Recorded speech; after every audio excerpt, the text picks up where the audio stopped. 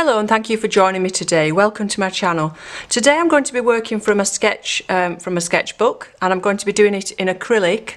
So these are the Liquitex soft body acrylics that I reviewed a little while ago. If you didn't see that video, I'll pop the link up there. But I've just got the 6 colours, the 3 primaries, a green and the black and the white. So this means that I'm going to have to mix a lot of my own colours from those 6 colours that I've got. But yesterday evening I was quite fortunate. My daughter offered to make the evening meal. So that just gave me a few minutes to pop out into the garden and do some sketching. At this time of year there's lots of flowers, and they're all in the herbaceous border, they're all intermingled. There's an abundance of colour and flower and foliage there, so quite tricky to draw, but I just was drawn to, I have got a Verbena bonariensis which grows in and amongst some frizzy cosmos. So I grow cosmos every year from seed, and this particular one is a double one with frilly edges. So, and I just got a very quick impression of these. So I did a little quick sketch using an ink pen, and then I popped some watercolour wet in wet onto the top of that. I've also got other flowers that I did a loop in as well last night. And I wanted to recreate this sort of theme in acrylic, trying to keep it nice and loose, not working from a photograph, not even working from life, just working from the images that are in my head and from this little sketch here that I did last night. Just wanting to get a feel for the abundance of those flowers and foliage in the garden at the moment, and loving the way that these two colours work together and the way that they go in amongst each other. So I'm going to do a very quick and loose sketch with a pencil and keep it quite light, and then we'll come back and get some paints and pop those on the top. So I'll just prop my sketchbook up out of the way so that I can follow that as I go along, and I'm just going to clip the ends of this pad. So this pad is the Faber Castell mixed media pad. I've used it before in watercolour, sorry, that's acrylic. No, it's not. That's Inktense actually. So that one's the elephant's acrylic. We've used it in all medias. We've got Inktense acrylic. That's Inktense again, I think. That was just trying out textures and things. Ink and wash, Brusho, again Inktense I think, and some more Brusho. So we've used it with all media, and I thought we'd give it another go today with the acrylics. So I'm just going to fasten those at the end a little bit to a few pages with the bulldog clips. This will just stop it warping, but actually it is quite a nice thick heavy paper. It doesn't seem to warp too much. Okay, so I'll just start by doing a very quick pencil sketch.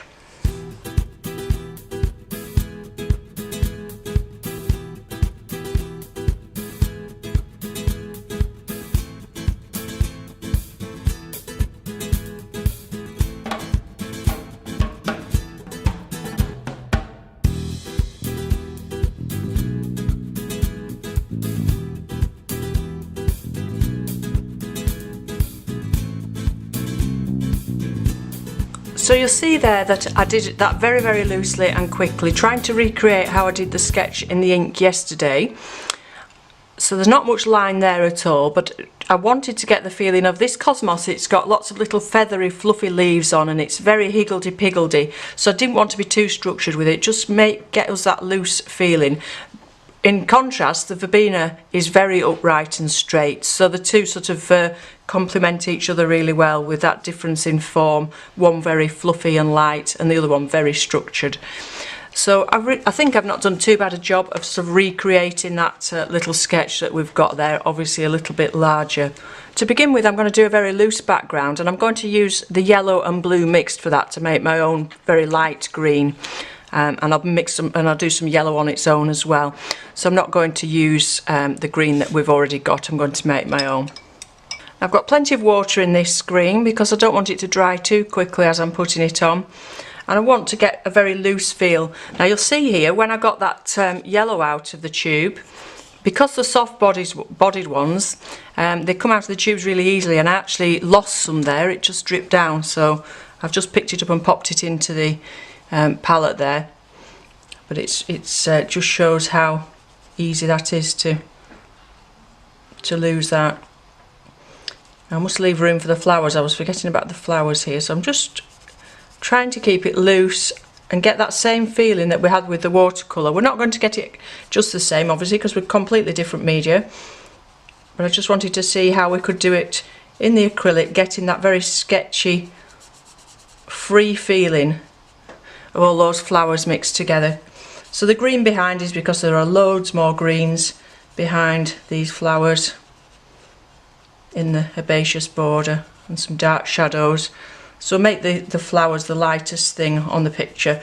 And obviously with acrylic, the great thing is if you do want to go lighter afterwards, you can always come back on top if you've made a mistake.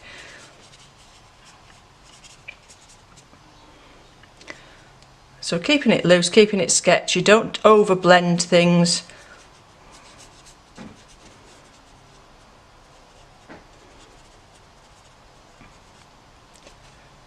And it'd be quite nice to leave some of the paper as well. And to keep the whiteness of that paper. So I didn't want to lose the shape of that bonariensis because it's very, like I said before, very rigid, but going around this actual cosmos here, we can be a bit looser, and we'll just come on top with more colour, but we'll just give a very sketchy background around what's already there.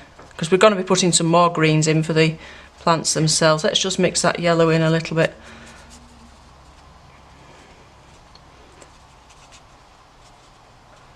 So we won't concentrate at all on the flowers in the foreground yet. We'll just carry on thinking about this background. Maybe we could see a bit of sky, some more flowers in the background. So we're now going to add some different colours into this green.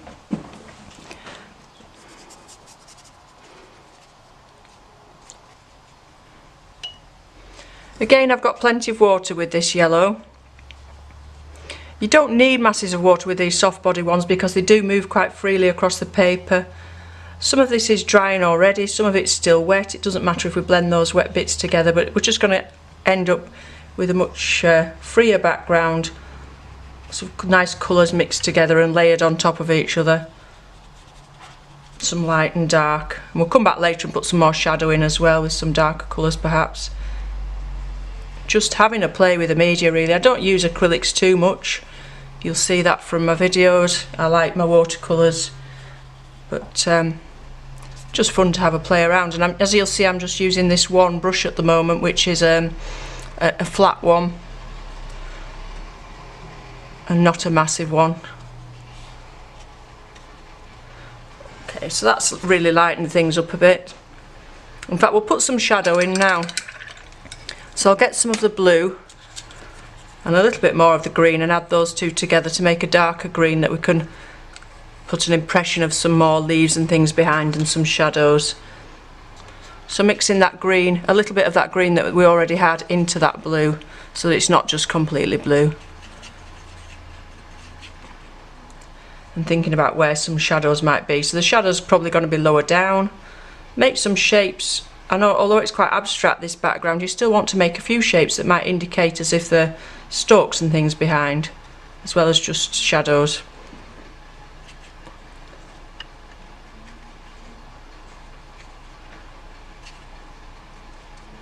Like I say, it's going to be more in shade closer to the bottom of the picture, where the sun isn't getting past all those flowers.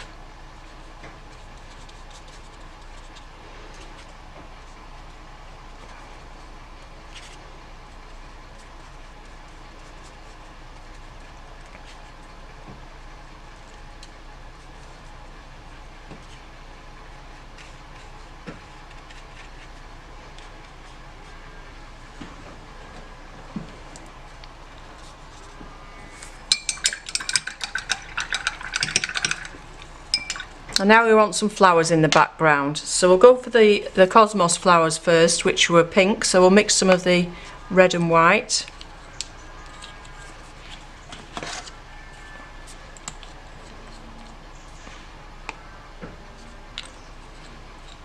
Perhaps not with as much water this time, so that they stand out against those dark greens and blues. And the Cosmos was sort of all different shades of pink, depending on how far, you know, developed they were. But we want these ones to fade into the background a bit more because we want the ones that we've sketched to be further forward. So I could actually do with that blending in a bit. So I'll just be careful not to allow this to dry too much.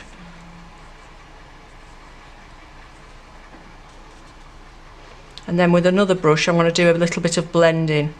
So just popping the colour on in random places, getting a little bit more white in places and a little bit more red, just to give a bit more of a textured feel. And then I'm going to get another brush, a rounder brush, dry it off with some tissue and blend those in whilst they're wet. Just to fade them into the background a little bit so they're not jumping out at us too much when the picture's completed. You want it to be the foreground that's jumping out at you, not these ones that are needing to fade into the background. They're much further away. So just blend them into that green and yellow. But at the same time trying to think about the shapes a little bit.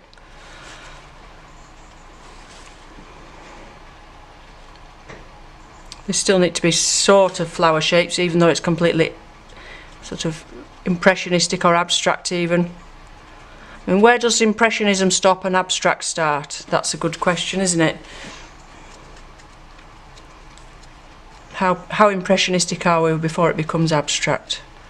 I don't think there's an answer to that really. It's very subjective.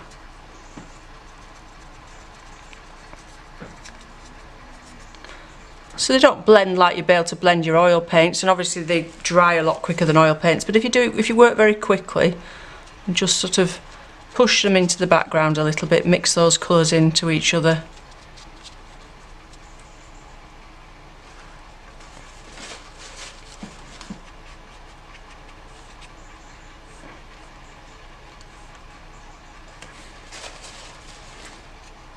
And have a bit of a play.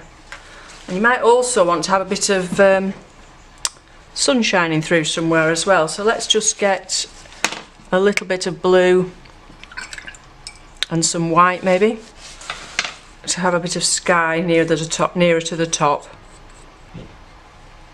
And as it's midsummer, we want this to be quite bright and nice and blue.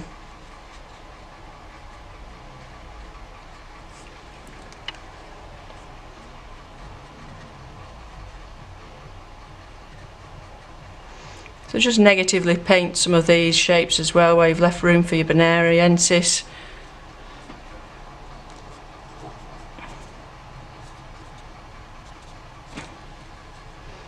And don't worry about going over the other colours that you've already got.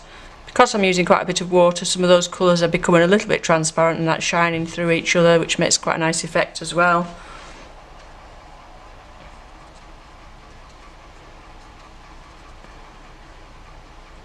And anywhere you don't like any of the shapes that you've made, you can cover them up with another colour.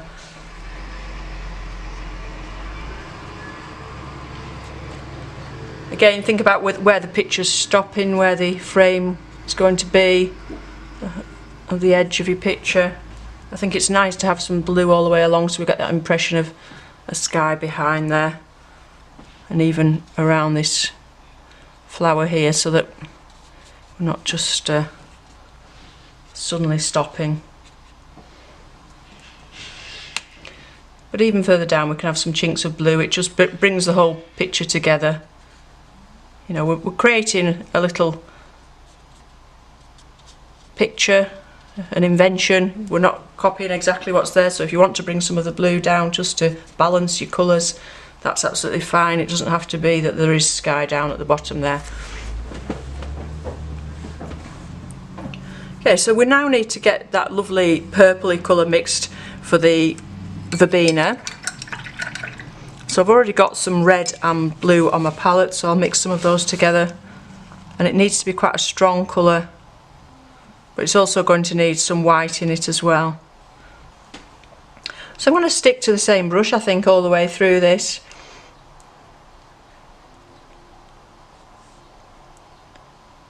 Keeps it nice and loose.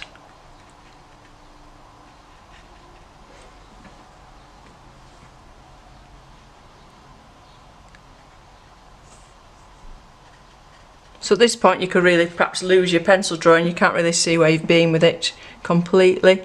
So all of the Verbena flowers are near the top of the picture. And there aren't that many of them. But we'll pop some purples further back, again as if there are some more in the distance, and blend those in a little bit more than these ones that are nearer to us. Just mix some of those colours together on the paper.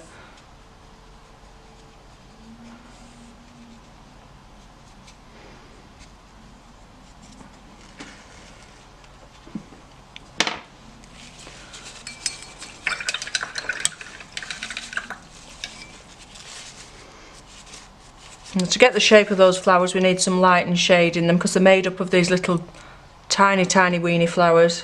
So I'm just going to use the side of my brush. I've got a little bit of white on there.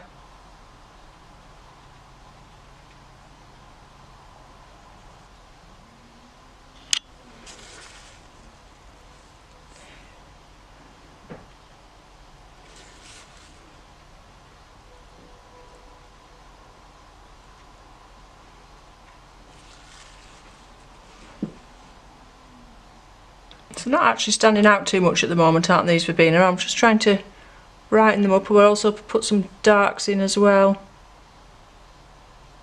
on the underside.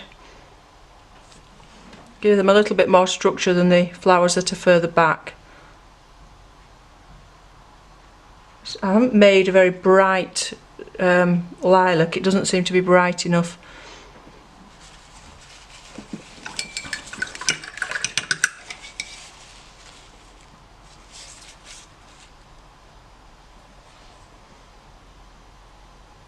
Make the paint a little bit thicker. Get a few different colours on the brush and try and mix those together a bit on the paper. That's better, getting some of those reds and purples mixed together on the paper, you know, the blue and the red on separately on the paper to give you that impression of the lilac. So when you've got a flat brush like this, you can just pop one half of the brush into your red and the other half into your blue, and then mix them. So we've got blue on that side and red on that side, and then just sort of mix them around on the paper. And that's just bringing those flowers further forward than the actual background flowers. I still feel like they want a bit more white on them though as well.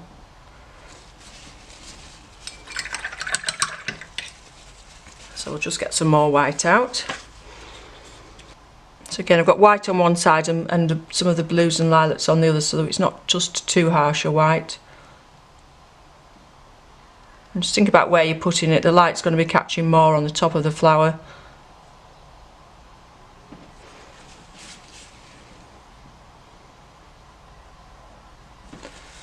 So this isn't a botanical study by any means. It's just a bit of fun and trying to do something loose and impressionistic, and it doesn't matter if those flowers aren't recognisable to an expert gardener or anything like that. It's just getting that impression of the abundance of the garden, the herbaceous border. So I've got that green that we began with initially in the background. I've just added some white to that.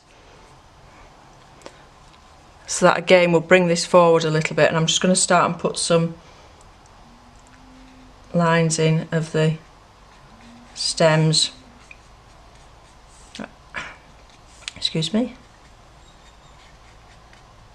And they have very spiky leaves as well that just go off.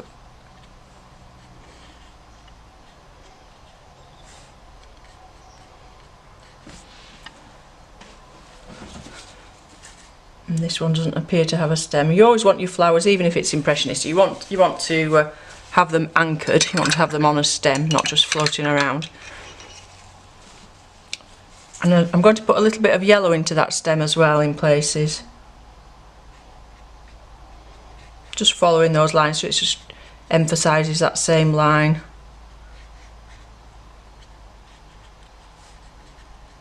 And by using this same one brush and using it either on its side or on the edge.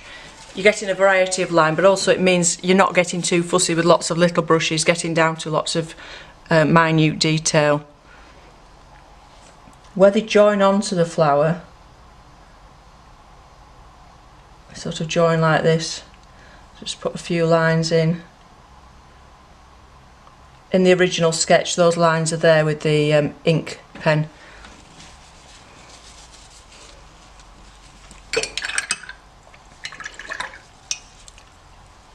So now I want to look at where some of these whites are that I've left where we've gone around.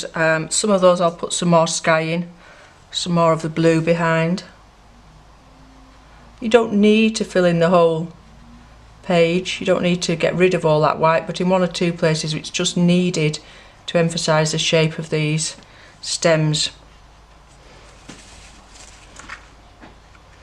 You could put some more greens behind, whatever colour you want really. And if there's any little areas that you think are a bit blotchy. So think about the flowers showing up, you know, putting lights next to darks and things like that so that they're going to show up more.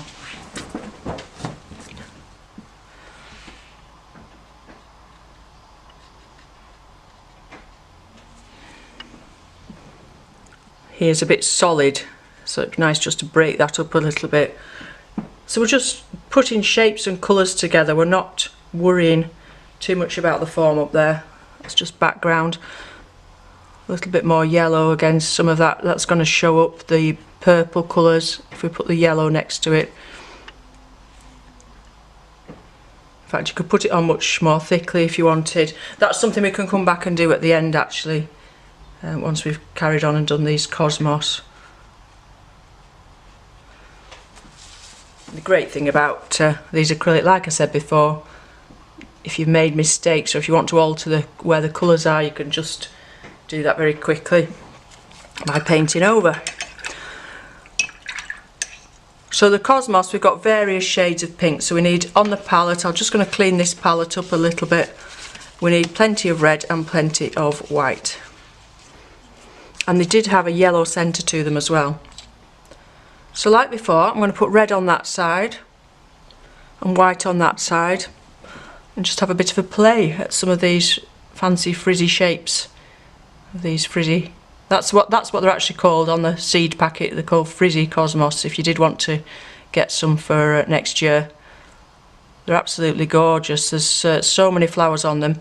The only trouble is I'm deadheading them every day because there's just so many on them.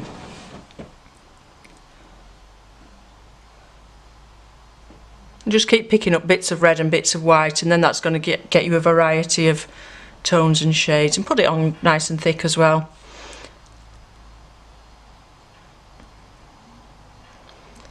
And also by having it thicker than the background flowers, they're going to stand out more.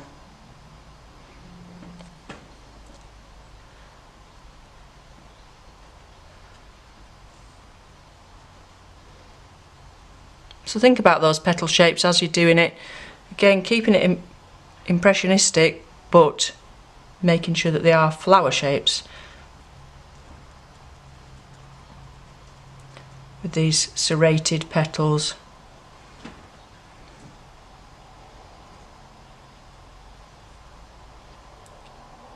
And unlike my sketch that was done in the garden, I did that as they were. In this, I've brought some of the Cosmos over more and some of the Verbena that way more, so that they're more mixed together.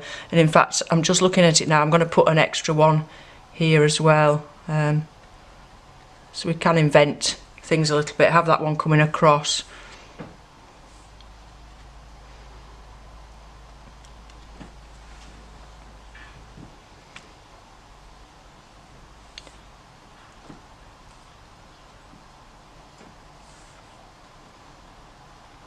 There was a lot of buds as well in the Cosmos, so you can get some little bud shapes in with some greens and things. I'm going to put one here, I just feel it's lacking one in the centre there.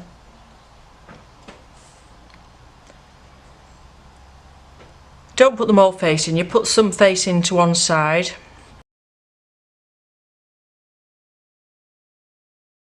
And while those are still wet, I'm going to get some yellow and a thicker mix of the yellow and pop some of the centres of those in.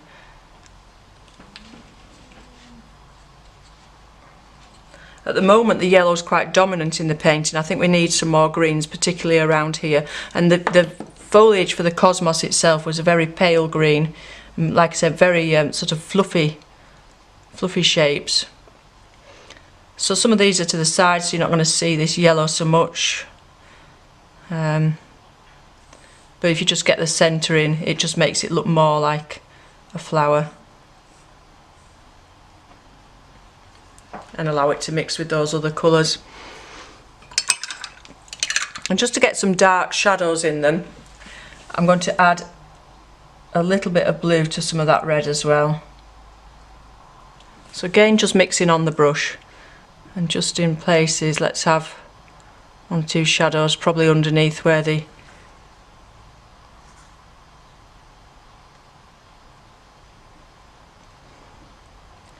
centre of the flower is there. Don't overdo it, don't make it too dark. You don't want a dark picture. It's midsummer, we want it to be nice and bright. But you do need your shadows in to make your highlights stand out.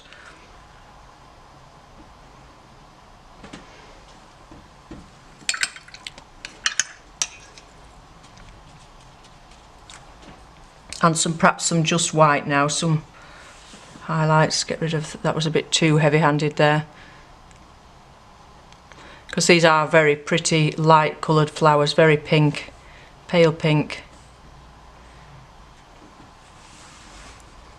Some places we just want some neat white, but don't, again, like with the shadows, don't overdo your highlights, and allow some of those other colours just to peep through as well.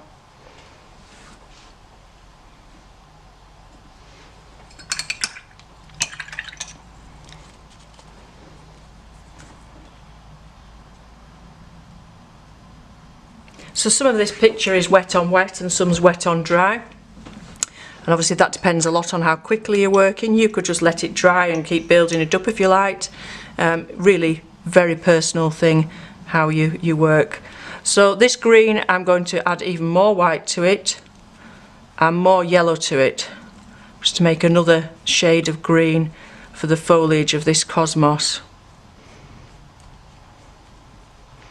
Nice and light. So it's very, very feathery. You'll see how I'm holding my brush. I'm not holding my brush tightly. I'm allowing it to move around. You see how I've picked up bits of red there on the brush as well, and that's all mixing in together.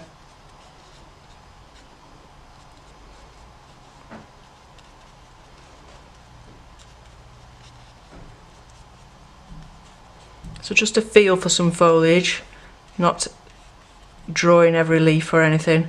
And as it's drying out, can you see how the end of the brush is splitting like that? That's going to give you a feathery feel to the picture as well. So hold your brush lightly, don't overthink it, don't overwork it. Just lightly add those colours where the foliage is, and think about how free it is around those plants.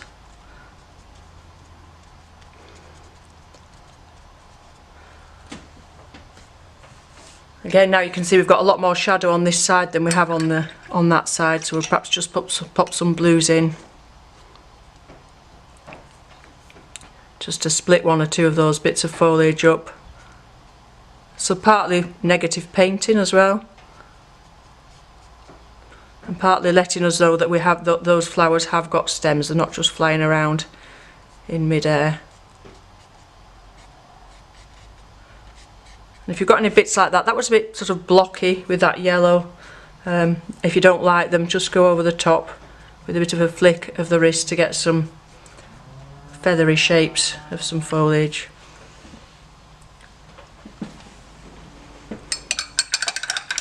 So I'm quite happy with how we've got a bit of white paper showing through now. I don't think we need to cover any more of that up. I'm not too happy with this centre part here.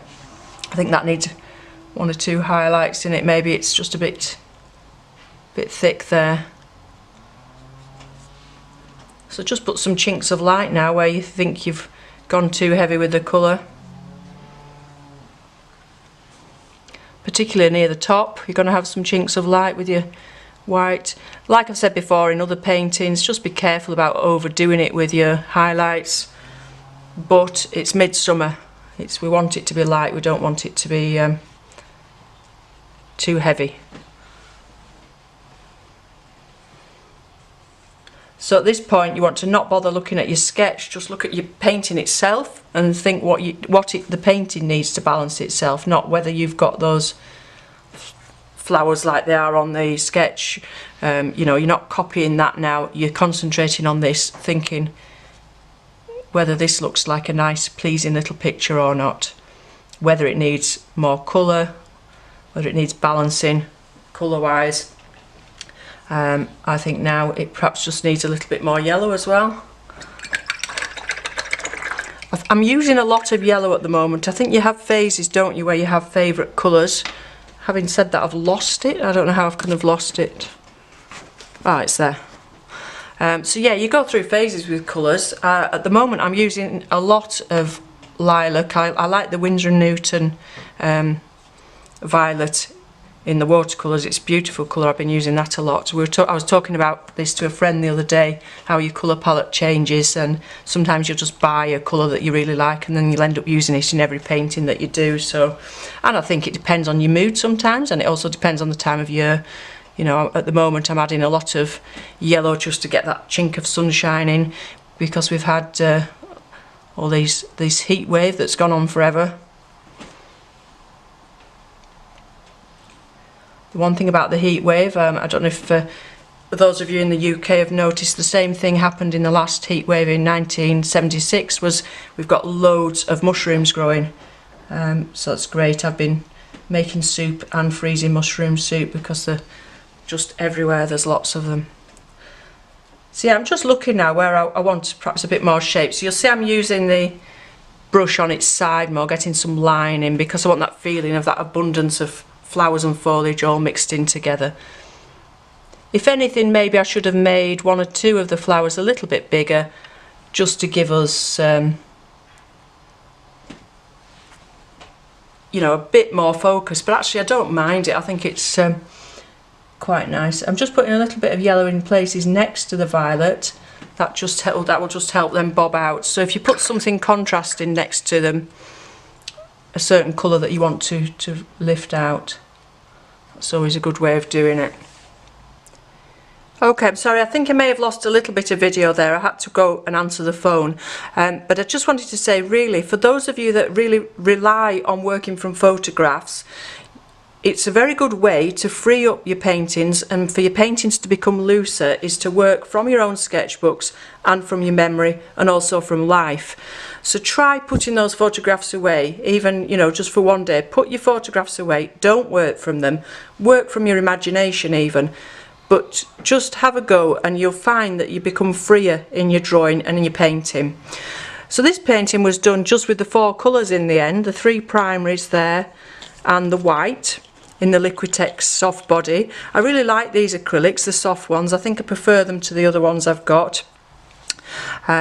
Not as much as I enjoy using my watercolours, but you know, I really love my watercolours, but I think I will use these acrylics more and more. They work really well on this nice mixed media paper, and I think we've got a feel for that summery full herbaceous border, even if it's very loose and impressionistic. I think that's what I was after, was the feeling of the abundance of it all and the way that it was all growing into each other. So I've really enjoyed doing it, and that's the main thing. I hope you enjoyed it. And if you like working in acrylics and you've got any hints and tips for everybody else, if you want to pop those in the comments below. And if there are any subjects you'd like me to tackle in future videos, let me know and I'll try and get on with doing those. So thank you all very much for watching, and I'll be back again soon. Bye for now.